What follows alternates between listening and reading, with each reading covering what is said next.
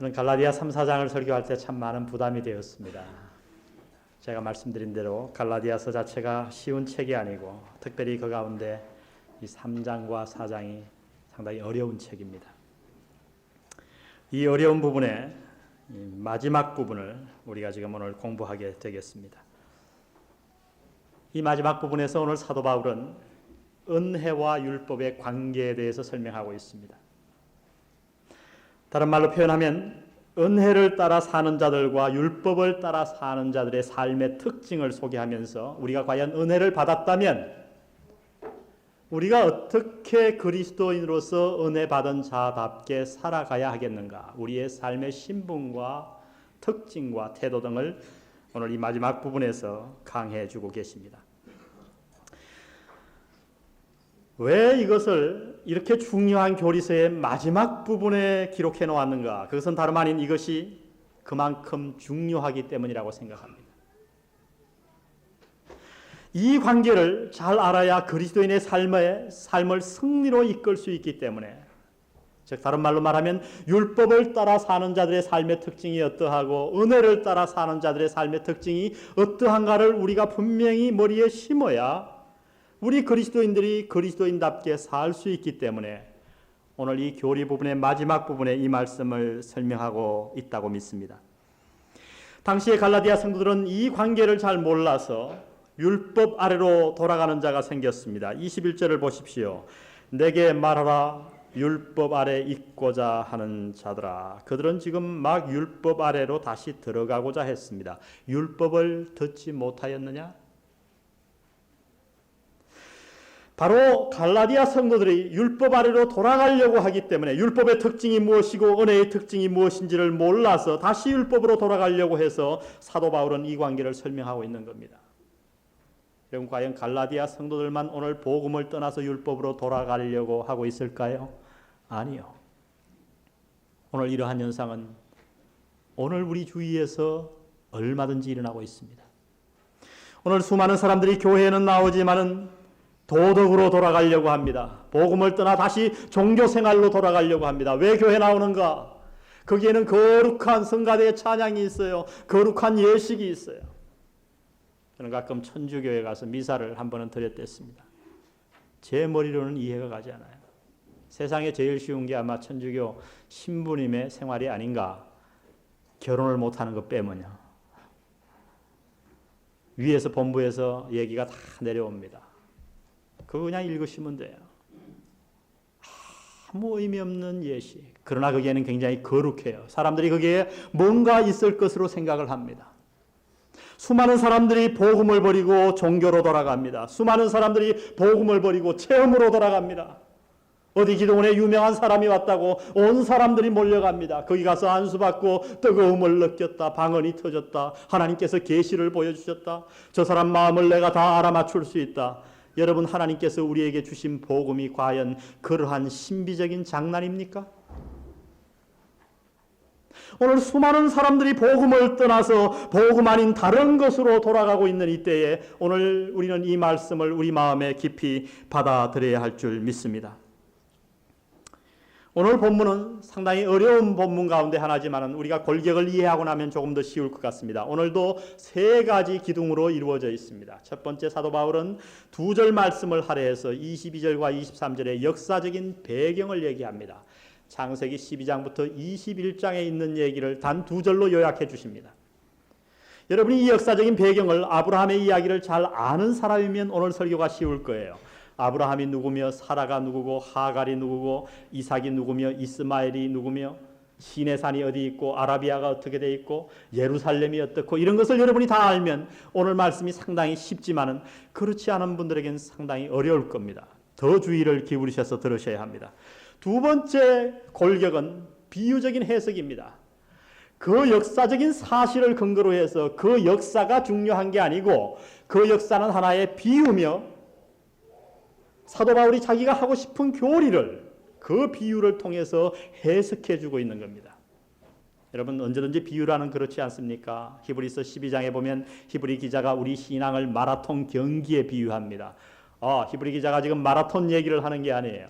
우리가 마라톤 하기 위해서 무거운 옷을 벗어야 되고 얽매이기 쉬운 죄도 벗어야 되고 목표를 향해 달려나가야 되고 인내가 필요하고 마라톤 얘기를 하는 거예요.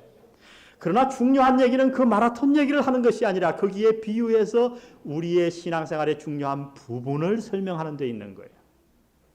역사적인 배경, 비유적인 해석, 그리고 마지막 28절부터 마지막 31절까지 개인적인 적용을 하고 있습니다. 오늘 여러분들이 이 개인적인 적용 사도 바울이 주시는 4가지 교훈을 마음에 심고 돌아간다면 앞에 것은 잊어버리셔도 좋습니다. 너무 복잡하니까.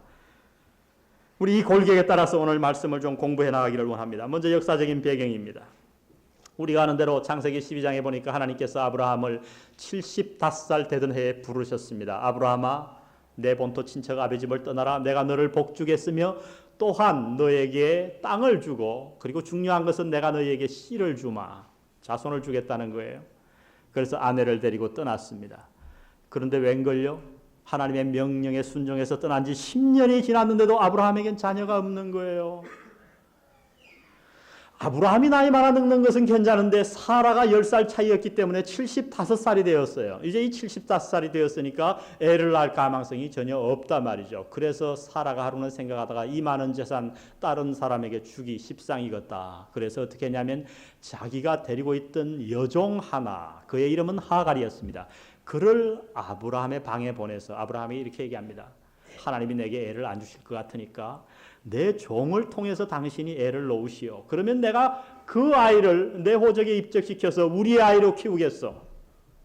사라가 먼저 제안을 했어요. 근데 이 믿음의 사람 아브라함도 그 얘기를 듣고 보니까 흔들리기 시작했습니다.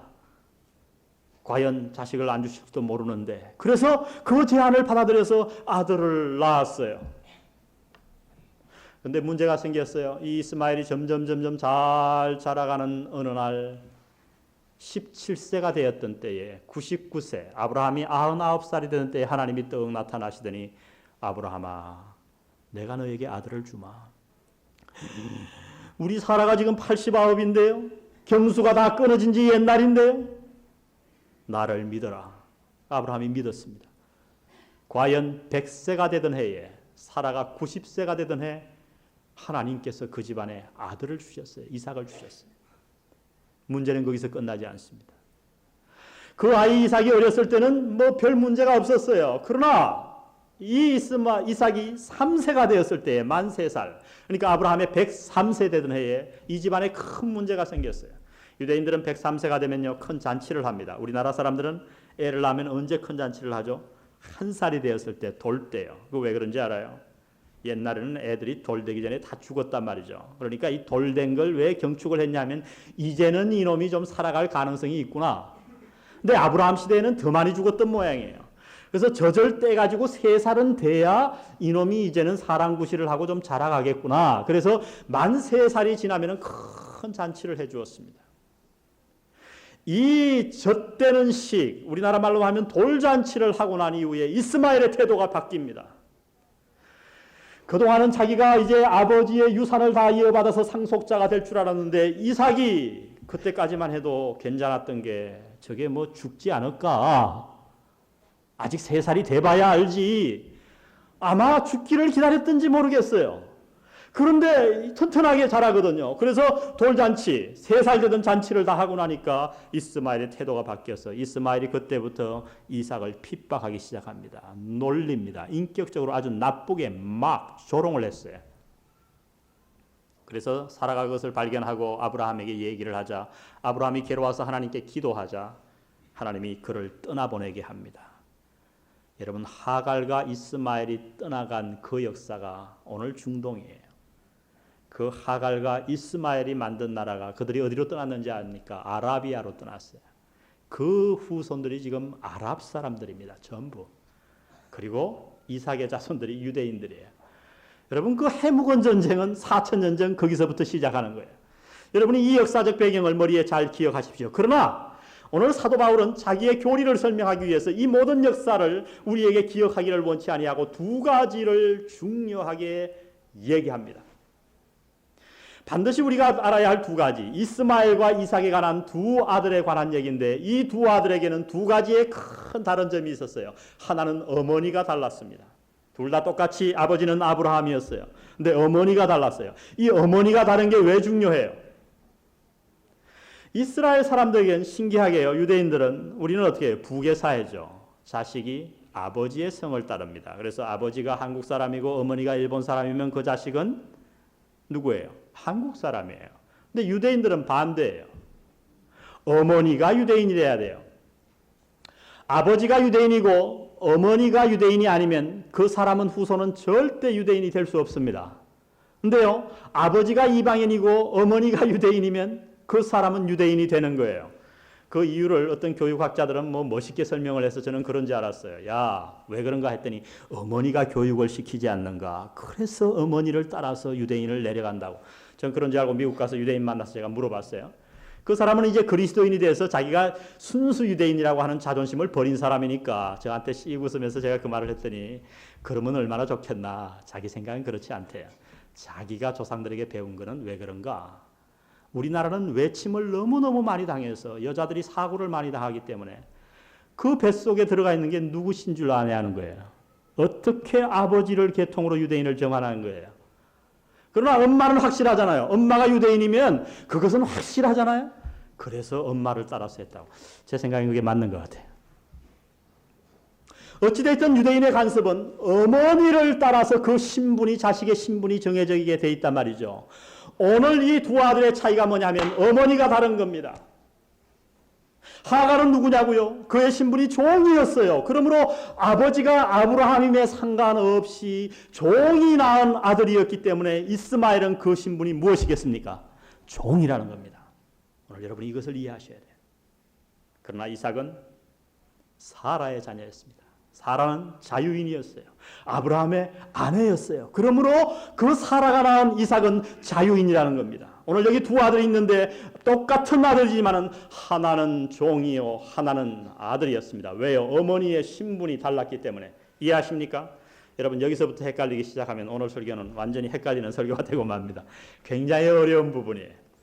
또 하나 다른 것은 뭐냐 하면 그 자녀를 낳은 방법이 달랐어요. 오늘 갈라디아서 한번 보실까요?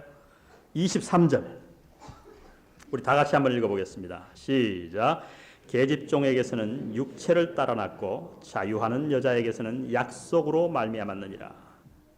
육체를 따라 나고 약속으로 나고. 이 뭔 얘기예요? 이스마엘이 어떻게 탄생되게 되었냐? 믿음의 방법이 아니었단 겁니다. 하나님께서 아브라함에게 사라를 통해서 자녀를 주실 것을 분명히 약속하셨는데 어느 날 나이가 자꾸 늙어갑니다. 아브라함도 기력이 쇠해지고 사라는 경수가 다 끊어지고 이래서는 안 되겠다. 그래서 믿음의 방법을 포기하고 인간의 지혜와 인간의 방법과 인간의 생각으로 낳은 아이가 누구냐면 이스마엘이라는 거예요. 그러나 이삭은 어떻습니까? 놀라운 아이예요. 왜요? 아브라함의 나이 100세에 낳았어요. 그 말은 사라의 나이 90세. 히브리서에 보니까 이미 사라는 경수가 다 끊어져서 단산했습니다. 그리고 죽은 자의 육신과 같은 죽은 자의 몸과 방불한 그 몸에서 이삭을 낳았다고 얘기합니다. 왜 죽은 자와 똑같다 그러는 거예요? 사라가 살아있었지만은 아이를 낳을 수 있는 능력에 관해서는 이미 죽은 몸이었다는 거예요. 여자가 보통 55세나 60세 되면 경수가 다 끊어지지 않습니까? 그런 죽은 자의 몸에 도저히 아이가 생길 수 없는 사라의 몸에서 하나님의 능력으로 하나님의 약속을 따라 아이가 생겨났어요. 그러므로 이삭은 사라가 낳았지만은 인간적인 방법에 의해서 낳은 자가 아니고 믿음과 하나님의 약속과 하나님의 능력에 따라 낳은 자라는 겁니다. 이 두 아들의 차이를 아시나요? 이스마엘은 육신을 따라 난 자요. 이삭은 하나님의 능력과 약속을 따라 난 자입니다. 여기까지가 역사적인 배경입니다. 그런데 이제부터 중요한 것, 조금 어려운 부분으로 들어갑니다. 어렵다 그러니까 벌써 눈 감고 이거 자자 그러는 분들이 있는데 포기하지 마세요. 자꾸 어려운 걸 하셔야 여러분 머리가 자꾸 녹슨 게 돌아가요. 그래서 성경도 더 깊이 이해하시게 되고. 여기까지 역사적인 배경은 쉬운지 모르지만 사도 바울께서 이 역사적인 배경을 근거로 해서 비유로 해서 다른 중요한 진리를 우리에게 설명해 주고 계세요.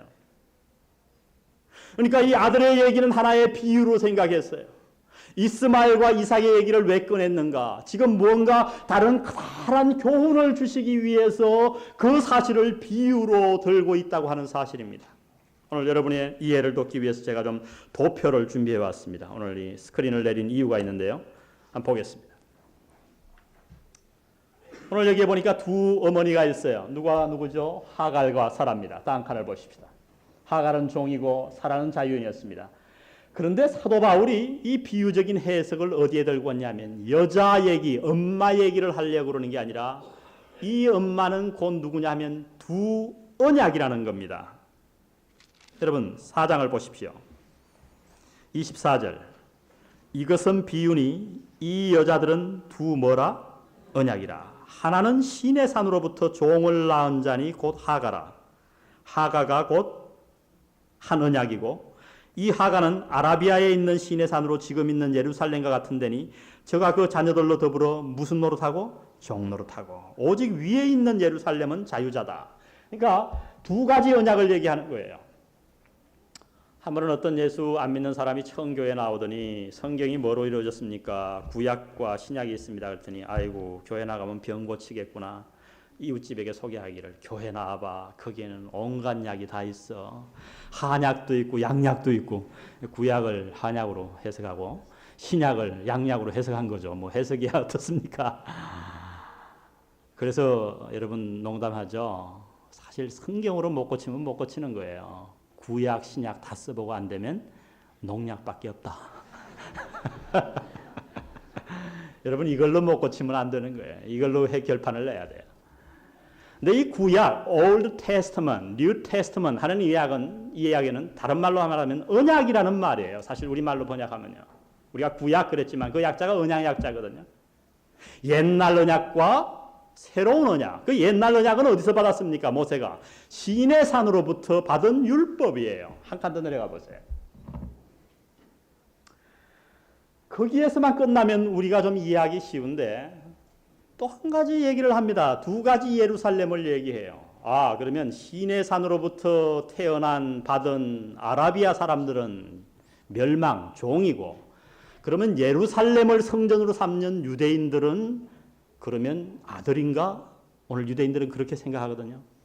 그것이 아니라는 거예요. 그래서 그 오해를 할까 봐 사도 바울이 예루살렘을 어디다가 떼서 붙이냐 하면 시내산에다 갖다 붙인 거예요. 그래서 예루살렘을 두 개로 나눕니다. 땅에 있는 예루살렘과 하늘에 있는 예루살렘. 이 땅에 있는 예루살렘, 지금 이 땅에 있는 예루살렘을 믿고 있는 유대인들, 그리고 이 세상에 있는 모든 사람들은 다 누구의 자녀냐 하면 옛 언약의 자녀요 하갈의 자손이라고 하는 논리를 사도 바울은 전개하고 있는 겁니다. 하나 더 내려가 보십시오. 위에 올려주시고요. 그 다음 여기에 두 가지 자녀가 나옵니다. 우리가 이미 얘기한 대로 한 자녀 이스마엘은 신분이 뭐죠? 종이에요. 또 한 자녀는 뭐예요? 아들이에요. 누구예요? 이삭이에요. 이 본문을 이해하시겠죠? 제가 여러분 이것을 쉽게 가르치려고 저는 어제 잠을 못 잤습니다. 지금 다리가 후들거려요. 제 얼굴이 좀 창백하지 않습니까? 잠이 안 와요. 어떻게 하면 이것을 좀 쉽게 가르칠까? 오늘 아침에 하나님께서 이 도표를 저에게 번쩍 계시로 주신 줄 믿습니다. 여러분들이 아마 기도하셨던 것 같아요. 마지막 하나 더 보겠습니다. 그러면 이 엄청난 신분, 땅에 있는 예루살렘과 하늘에 있는 예루살렘, 종이냐 아들이냐, 하갈에게 속할 것이냐 사라에게 속할 것이냐, 이 엄청난 신분을 가지는 방법이 뭐냐 하면요, 이것이 중요해요. 사도 바울이 얘기하는 것은 우리가 율법을 따라 살면, 종교를 따라 살면, 이 세상의 관습과 초등학문과 도덕을 따라 사는 자들은 모두 다 아주 굉장히 멋있는 사람 같지만은 그는 하갈의 자손이요 땅에 있는 예루살렘의 자손이요 종이라는 겁니다. 오직 사라에게 속하고 하늘에 있는 예루살렘에 속하고 하나님의 자녀가 될 수 있는 오직 한 가지 방법은 믿음과 은혜라는 겁니다. 도표를 꺼주십시오. 오늘 하나님께서 하시는 말씀은 이 세상에는 여러 가지 종류의 사람들이 많이 있는 것 같지만 오직 두 종류의 사람밖에 없다고 하는 겁니다. 한 종류의 사람들은 지금도 옛 언약을 쫓아 살아갑니다. 율법을 쫓아 살아갑니다. 자기 조상들에게 배운 구정과 관습과 습관과 전통에 의해서 살아갑니다. 그 사람들은 인생의 기준이 뭐냐? 남을 판단하는 기준이 뭐냐? 아내를 대하는 태도가 뭔가? 율법입니다. 전통입니다. 도덕입니다. 당신 구원받을 수 있어요? 왠지 어젯밤에 거지가 지나가는데 도와주고 싶었거든요. 보통 때는 1,000원짜리 하나 갖고 바들바들 떠는데 10,000원짜리가 나왔는데 그냥 탁 줬어요. 그 다음날 나와서 목사님 묻기를 당신 구원받았습니까? 아멘. 뿌듯하다 말이죠. 근데 웬걸요? 주일 아침에 나오는데 또 마누라가 시작하는 거야. 붙는 거야. 참고 찾다가 안 되겠어. 그래서 베갯머리를 몇 개 막 집어 던지고 서로 이러고서 머리를 삐고 나왔어요. 마음이 불안해서 예배를 드렸는데 예배 마치고 목사님이 당신 구원받았습니까? 아니요. 얼마나 많은 성도들이 자기의 기준으로 살아가는지 몰라요. 그러한 한 종류의 사람들이 있습니다. 그런가 하면 새 언약으로부터 난 사람이 있어요. 이 새 언약은 내 힘으로 이루는 게 아니에요.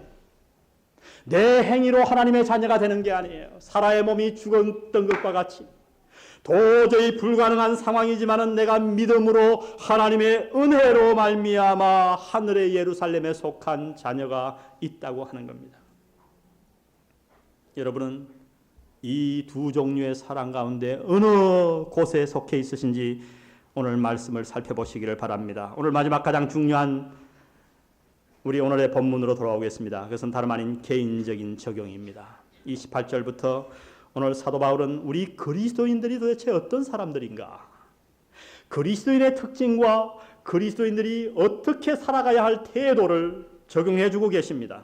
오늘 저는 이 네 가지를 말씀드리면서 오늘 이 말씀을 마치려고 합니다. 첫 번째는 우리 그리스도인은 어떤 자인가 하면 우리는 하나님의 능력에 의해 태어난 자들이라고 하는 겁니다. 한번 따라해 보겠습니다. 우리는 하나님의 능력에 의해 태어난 자들이다. 28절 보십시오. 형제들아 너희는 이삭과 같이 약속의 자녀라. 여러분 이미 말씀드린 대로 이삭은 인간적인 방법으로 태어난 사람이 아니에요. 사라의 몸이 단산해서 그는 말은 살아있었지만은 아기를 낳는 능력에 있어서는 완전히 죽은 자와 같았어요. 도저히 불가능했단 말이죠. 애를 낳을 수 없는 죽은 몸에서 죽은 나무에서 꽃이 피게 한 것 같이 하나님께서 아론의 지팡이에 죽은 나무에 싹이 나게 하신 것 같이 사라의 죽은 몸에서 아들을 내셨다는 거예요. 누가 하셨습니까? 하나님이 하셨다는 거예요. 하나님의 능력으로 하셨다는 거예요. 여러분 우리가 어떤 자들인지 압니까? 우리의 얄팍한 노력으로 태어난 자들이 아니라는 겁니다. 여러분의 그 알량한 몇 가지 착한 일로 말미암아 하나님이 여러분을 하나님의 자녀로 삼아주신 게 아니라는 거예요. 여러분이 예배를 잘 드리고 헌금을 잘하고 봉사를 잘해서 하나님이 여러분의 이름을 하늘의 생명책에 기록한 것이 아니라는 겁니다. 우리는 죽어 있었습니다. 우리의 능력으로는 도저히 할 수 없는 상황, 사라의 몸이 죽어 있었던 것처럼 우리는 도덕적으로 무능한 자들입니다. 율법으로 하나님 앞에 의롭다함을 얻을 능력이 없는 자들이었습니다. 우리의 마음의 생각이 얼마나 악합니까? 얼마나 많은 유혹을 느낍니까? 얼마나 많은 죄를 마음속으로 짓고 있습니까? 그럼에도 불구하고 우리의 능력이 아닌 하나님의 능력으로 하나님이 우리를 당신의 자녀로 삼으셨다 선포하십니다. 여러분 이것을 깨달으셔야 합니다. 니고데모가 이 사실을 깨닫지 못하고 그는 이 세상에 태어남이 그저 한 번만 있는 줄 알았어요. 어머니 뱃속에서 한 번 태어난 거. 그리고 죽을 때는 그저 무드 공동묘지에 가는 거. 그것이 이 세상 진리입니다. 그러나 성경은 무엇을 얘기합니까? 아니요. 태어남에도 두 번이 있습니다. 죽음에도 두 번이 있습니다. 그래서 성경이 말하는 진리는 이생일사요 일생이사라. 두 번 태어난 자는 한 번 죽고 한 번 태어나는 자는 두 번 죽는다 말씀하십니다. 이 진리를 요한복음 3장에서 예수님이 니고데모에게 설명하시니까 니고데모가 뭐라 그럽니까? 예수님 지금 농담하시는 겁니까? 제가 나이 50인데 어떻게 엄마 뱃속에 들어갔다가 다시 나옵니까? 그랬더니 예수님이 하시는 말씀이 니고데모야 육으로 난 것은 육이요. 네가 어떻게 이 세상에 존재했니? 엄마 뱃속에서 태어나서 했잖아. 엄마 뱃속에서 태어나지 않고 이 세상에 육신의 몸을 가진 자가 있더냐? 없습니다. 육으로 난 것은 육이요. 니고데모야 마찬가지다. 하나님의 자녀가 되는 것은 인간의 노력과 율법으로 될 수 없다. 영으로 되어야 한다. 육으로 난 것은 육이요 영으로 난 것은 영이니 사람이 거듭나지 아니하면 하나님 나라를 볼 수 없느니라. 우리가 어떻게 두 번 태어납니까? 물과 성령으로 태어나는 겁니다.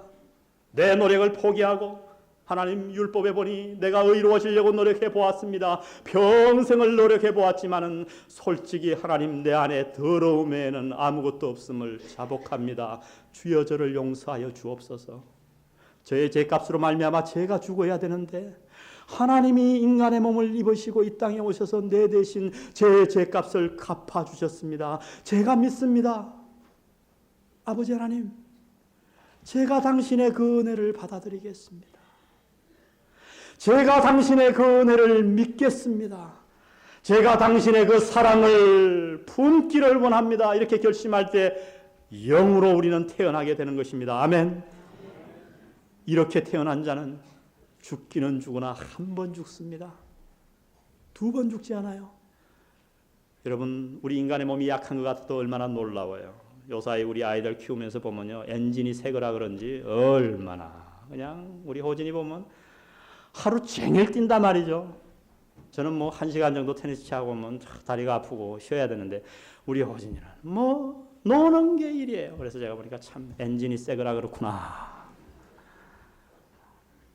70년, 80년 잘 관리하면 앞으로 2000년대가 되면 120살을 산다고 합니다. 여러분 악착같이 2000년까지는 버티십시오. 평균 수명이 그렇게 늘어날 거라 그래요. 2050년에는. 어머니 뱃속에서 받은 이 육신의 생명도 이렇게 강하게 성장하거든.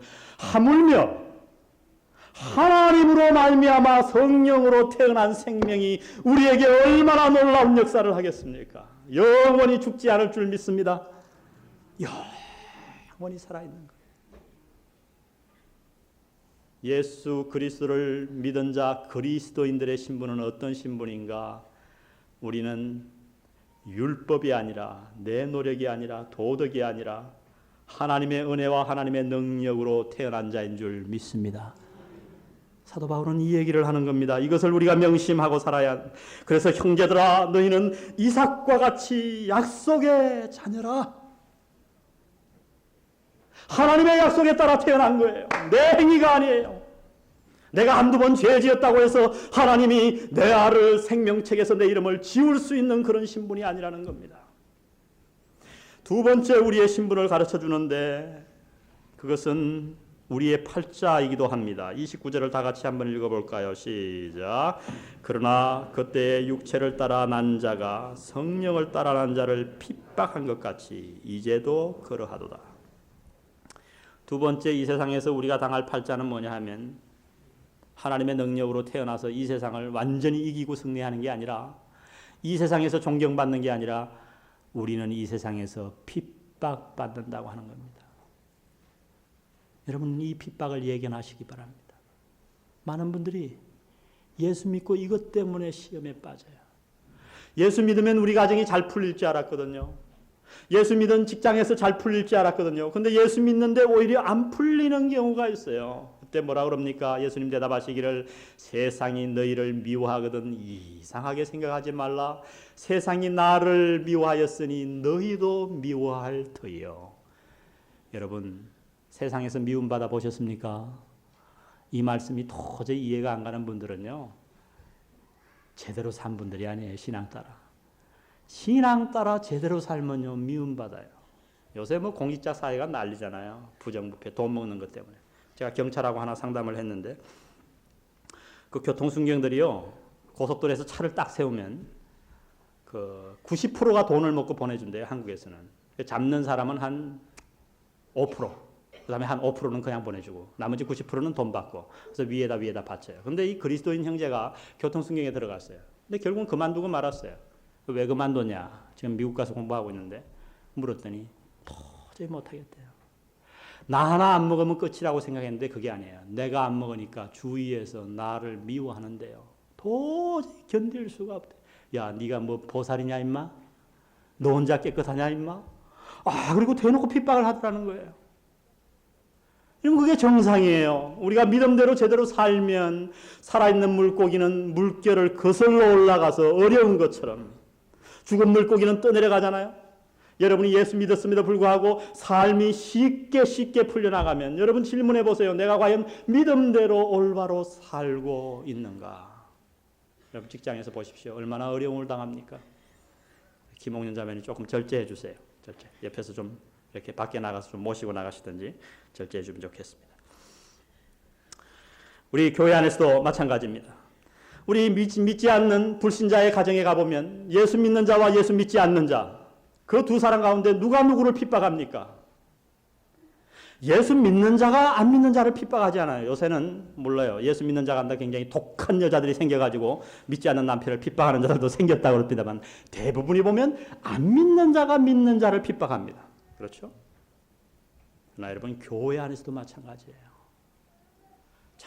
정말 말씀을 따라 복음적으로 살려고 하는 자들과 전통을 따라 습관을 따라 형식을 따라 사는 자들과 누가 누구를 핍박하냐면 후자가 전자를 핍박하게 되어 있다는 거예요.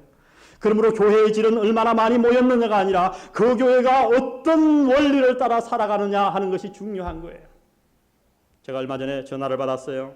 한 안수 집사님인데 저에게 상담을 요청해 왔습니다. 장로교인이었어요. 장로님들이 모여서 당회에서 결정을 하기를 교회 앞에 커다란 국기 개양대를 만들겠다는 거예요. 단을 쌓아가지고. 여러분 구청에 가보시면은 뭐 새마을 국기, 태극기 이렇게 걸어놓은 것처럼. 이 안수 집사님이 한만 생각해도 그래도 교회가 뭐 국기를 반대할 이유는 없지만은 교회 앞에 십자가는 안 걸고 십자가보다 더 큰 국기 개양대를 만들겠다고 하니까 이게 반대를 했다는 거예요. 아무리 말씀을 읽어봐도. 그런데요, 그 장로님들이 이 안수 집사님을 핍박하기 시작한 거예요. 자기가 지금 코너에 몰렸다는 거죠. 목사님, 성경의 원리에 의해서 이것이 왜 잘못된 것임을 저에게 좀 가르쳐 주십시오. 제가 목사님 테이프를 몇 개 들었는데 목사님 가르쳐 줄 수 있을 것 같아 전화드렸습니다. 여러분, 그 교회만 이런 일이 있겠습니까? 오늘날 하나님의 교회라고 이름은 모였지만은 수많은 사람들이 믿음을 따라 사는 자들을 핍박하고 있는 겁니다. 우리 영안교회는 오히려 믿음을 따라 살지 못하는 자가 압력을 받는 그러한 복음적인 교회가 되시기를 주님의 이름으로 축원드립니다. 그러므로 사랑하는 성도 여러분, 여러분이 믿음으로 살기를 원하십니까? 우리의 신분은 어떤 신분인가? 핍박받는 신분입니다. 여러분이 잘못해서 받는 핍박 말고요. 직장에서 빤들거려서 받는 핍박 말고요. 여러분이 그러나 신앙으로 정말 깨끗하게 살기를 원하면 이 세상에서 핍박을 예견하시기 바랍니다. 세 번째, 오늘 우리의 신분과 태도에 대해서 사도 바울은 놀라운 말씀을 주시는데 30절에 그 말씀이 기록되어 있습니다. 30절. 그러나 성경이 무엇을 말하느냐? 계집종과 그 아들을 뭐하라? 내어 쫓으라. 계집종의 아들이 자유하는 여자의 아들로 더불어 유업을 얻지 못하리라 하였느니라. 우리는 어떤 자인가? 하늘의 유업을 얻을 자입니다. 한번 따라해 보겠습니다. 우리는 하늘의 유업을 얻을 자이다. 유업을 얻는다 그러면 다들 좋아해요. 근데 그 좋아하는 이유가 뭔지 아세요? 이 땅의 유업을 생각하는 거예요. 예수 믿고 복 받는 거, 예수 믿으면 건강해진다, 예수 믿으면 사업이 잘 된다, 그거 싫어할 사람 어디 있어요? 그러나 여러분, 성경이 무엇을 말합니까? 우리가 받을 유업은 이 땅에서 받을 그러한 축복과는 비교도 되지 않을 유업이라는 겁니다. 여러분, 여러분의 아버지가 부자라면 이 땅에서 여러분에게 수백억을 유산으로 남겨줄 수 있을 겁니다. 그 기대가 얼마나 크겠습니까? 그러나 하나님 아버지께서, 하나님 아버지가 우리에게 주실 유업은 그런 것과는 비교도 되지 않는다는 거예요. 여러분, 수천억 있으면 뭐 하겠어요? 생각해 보세요. 싸질 뭐 지고 갈 겁니까? 공수래 공수거라 이 땅을 떠날 때에 아무리 돈이 많아도 한 푼 가져갈 수 없는 거예요. 아무리 건강해도 다 흙으로 돌아갈 인생이에요. 그래서 예수님 말씀하시기를 너희의 보물을 이 땅에다 쌓아두지 말라. 왜냐하면 이 땅의 것은 다 녹슬고 썩는다고 말씀합니다. 우리의 보물을 하늘나라에 쌓아두라. 그 말씀은 하늘나라의 유업을 받으라는 겁니다. 우리는 어떤 자인가? 믿음으로 은혜로 하늘의 유업을 받을 자인 줄 믿습니다. 마지막 네 번째 신분을 우리가 가져야 할 삶의 태도를 31절에서 이렇게 말씀합니다. 우리 다 같이 한번 읽어보겠습니다. 시작. 그런즉 형제들아 우리는 계집종의 자녀가 아니요 자유하는 여자의 자녀니라. 우리는 어떻게 살아야 합니까? 자유하는 여자의 자녀, 하나님의 아들답게 살라는 겁니다. 저는 이 하나님의 아들답게 살라는 말을 두 가지로 말씀드리고 싶습니다. 하나는 여러분 자신을 자유하게 살아가십시오. 율법에 얽매이지 말고 행위에 얽매이지 말고 하나님의 은혜에 감사해서 사시기 바랍니다. 그러나 더 중요한 것 하나 있어요. 다른 사람을 자유하는 자답게 대하시라는 겁니다. 다른 사람을 율법으로 얽어매지 말고, 다른 사람을 비판하지 말고, 다른 사람을 은혜로 수용하며 하나님의 사랑으로 감싸며 이 세상을 살아가라고 사도 바울은 부탁합니다. 여러분이 가정에서, 직장에서, 특별히 여러분의 아내와 자녀와 남편에 대해서 은혜로 살아가는가, 종의 신분으로 살아가는가, 아들로 살아가는가 하는 기준을 몇 가지 알기 위해 제가 질문을 던집니다. 이 질문에 여러분 마음속에 대답해 보시기를 바랍니다. 당신은 무슨 일을 하든지 은혜를 생각하는가? 무슨 일을 하든지. 자녀를 야단칠 때도, 아내를 대할 때도 하나님의 은혜를 생각합니까? 당신은 당신이 섬기는 이웃에게 그들 본연의 모습을 갖도록 자유를 주는가? 아니면 당신이 원하는 모습이 되라고 강요하는가? 여러분 아직도 여러분 자녀와 아내와 남편에게 강요하고 있다면, 여러분이 가르치는 여러분의 영적 제자들에게 당신의 모습을 고집하고 있다면 당신은 아직도 종의 신분으로 사는 자입니다. 당신은 이웃에 대하여 그들의 방식대로 하도록 놓아주는가? 아니면 당신이 지배하려 들어 그들의 숨을 조이고 있는가? 당신이 있으면 사람들이 위협을 받는가? 아니면 쉼을 누리는가? 저희들은 어릴 때 위협을 받으며 살았던 사회에서 산 것 같습니다. 저희 집은 그래도 조금 덜했지만 우리 이웃에 한 친구가 있는데 그 집에는 8남매가 있었습니다. 그래서 우글우글 씨름을 하고 뒤엎치기를 하고 난리를 피우다가 한 해가 반드시 망을 봅니다. 왜요? 아바이 동무가 오시는가? 그래서 오면은 뭐라 그러냐? 야 뜯다. 그러면 조용. 아버지는 군기를 잡은 채로 와서 탁 앉았어. 잘못하면 어떻게 합니까? 앉아. 이래서 앉아. 이래서 앞으로 치침, 뒤로 치침. 군대 갔다 오셨다 이거죠. 저는 늘 이것을 생각합니다. 제가 집에 들어왔을 때 우리 식구들이 나를 반가워하는가? 아이들이 아빠 하고 안기는가? 아니면은 두려워서 자기 하던 일을 다 감추는가? 저는 전자가 되기 위해서 노력합니다. 요사이 반가운 것은 아직 광진이는 큰데도 말이죠. 두 놈이 한꺼번에 매달려서 해서는 허리가 아플 지경이에요. 들어가면 아빠 그러고 목을 껴안고. 당신으로 인해서 당신의 가족은 위협을 받고 있습니까? 아니면 편안히 쉼을 누리고 있습니까? 당신은 자발적이고 창조적인 자유인을 양성합니까? 아니면 두려움의 포로를 키우십니까? 당신은 당신이 섬기는 사람들을 격려하고 세우고 확신을 줍니까? 아니면 매일 비판하며 그들을 낙심의 골짜기로 몰고 가십니까? 오늘 우리는 어떤 자들입니까? 은혜로 태어난 자들입니다. 하나님의 유업을 이을 자들입니다. 이 세상에서 비록 핍박은 받지만은 우리에게 큰 유업이 우리를 기다리고 있는 자들이에요. 그러므로 우리는 나뿐만 아니라 다른 사람들에게 하나님의 자녀답게 그들에게 자유를 주며 은혜를 베풀며 살아가야 할 줄 믿습니다. 여러분 부부간의 이 원리를 깨달으면요, 그 가정은 축복된 가정이에요. 서로가 서로를 얼마나 용납하겠어요. 단점을 보지 아니하고, 아니 그의 단점을 용납해 줄 수 있는 거죠.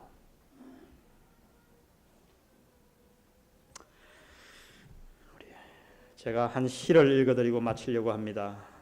은혜의 각성에 나온 한 시, 제가 너무 좋아서 벽에 붙여놓았던 건데 자전거라는 시입니다. 한번 들어보시기 바랍니다.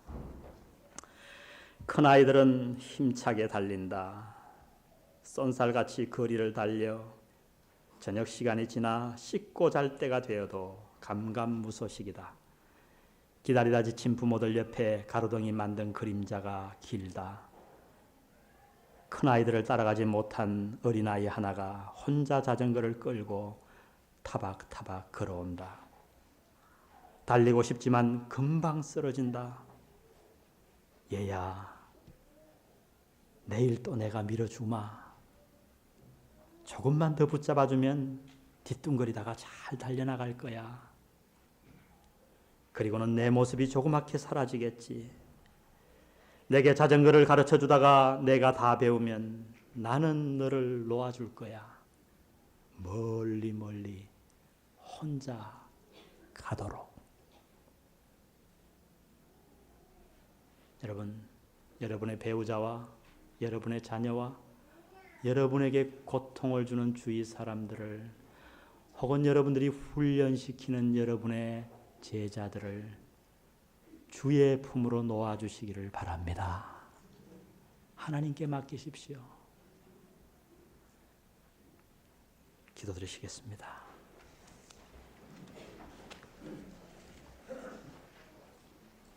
우리 한 1, 2분간 오늘 말씀 생각하며 기도드리십시다.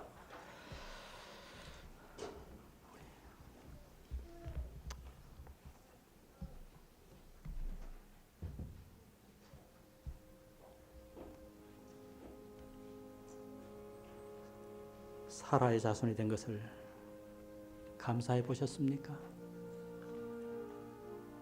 하나님이 우리를 놀라운 은혜로 약속으로 2번 태어나게 하셨습니다. 여러분은 그 신분에 합당하게 살고 있나요? 직장에서 핍박받아 보셨습니까? 여러분이 믿음으로 사는 것 때문에요. 깨끗하게 사는 것 때문에 주위 사람들에게 손가락질 받아 보셨나요?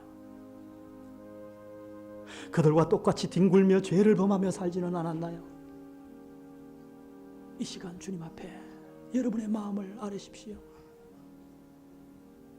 우리는 하나님의 유업을 이어받을 자입니다. 놀라운 신분을 가진 자들입니다.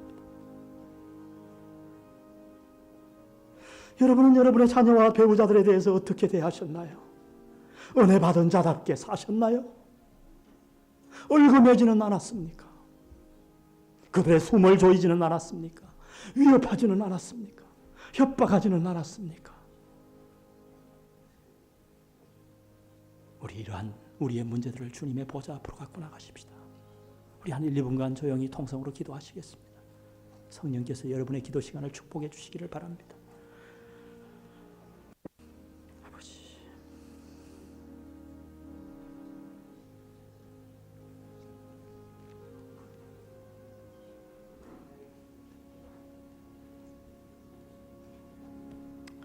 오늘 여러분 마음 안에 있는 죄의 짐을 다 벗어버리고 하나님의 주신 평화의 선물을 가지고 돌아가기를 바랍니다. 우리 468장 내 맘에 한 노래에 있어 나 즐겁게 널 부르네. 우리의 신분을 생각하며 주여 내가 당신의 평화를 본받아 살기를 원합니다.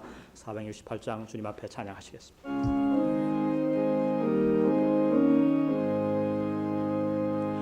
내 맘에 한 노래 있어 나 즐겁게 늘 이 노래를 부를 때에 큰 평화 임하도다. 평화 평화 하나님 주신 선물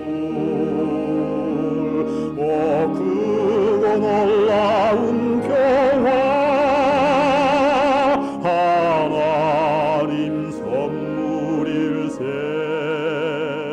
주 십자가에 달리사 날 구원해 주셨으며 주 예수님 하나님 고난받아 나 평화 누리도다.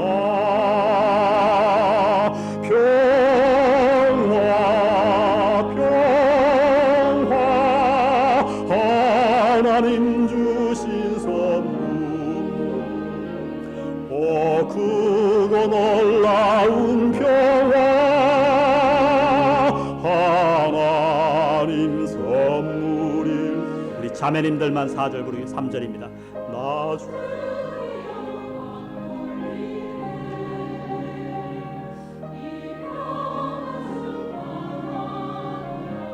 아멘.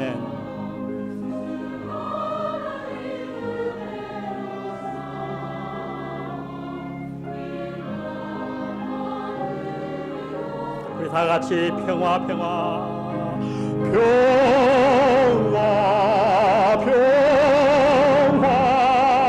하나님 주신 선물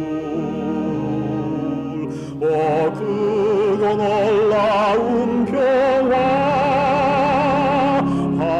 하나님 선물일.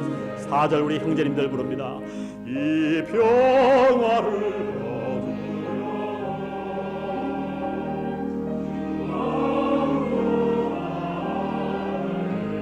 주 예수님 우리에게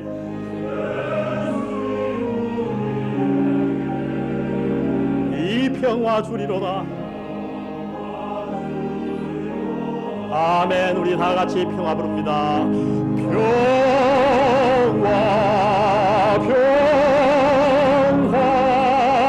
하나님 주신 선물 크고 놀라운 평화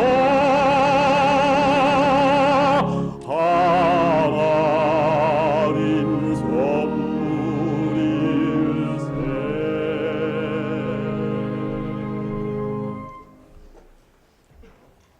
고맙고 감사하신 우리 아버지 하나님, 당신의 크신 사랑에 참으로 감사드립니다. 하나님 아버지, 우리는 율법 아래에 있는 자가 되지 말게 하시고 자유하는 자의 자녀가 되며 은혜 아래에 있는 저희들이 되어서 참으로 귀한 약속의 자녀가 될 수 있도록 주님께서 늘 은혜 베풀어 주시고 인도하여 주시옵소서. 사랑의 하나님 아버지, 이제 저희가 교회에 나올 때 빈손으로 나오지 아니하시고 참으로 마음속에 있는 우리의 기쁜 마음으로 주님 앞에 이렇게 바칠 수 있게 도와주시니 감사합니다. 늘 감사하는 마음으로 바치며 감사하는 생활을 할 수 있도록 주님 인도하여 주시옵소서. 또한 이 물질이 쓰이는 것에 주님 늘 함께 하시며 축복하여 주시옵소서. 모든 말씀을 예수 그리스도 이름으로 감사기도 드립니다. 아멘.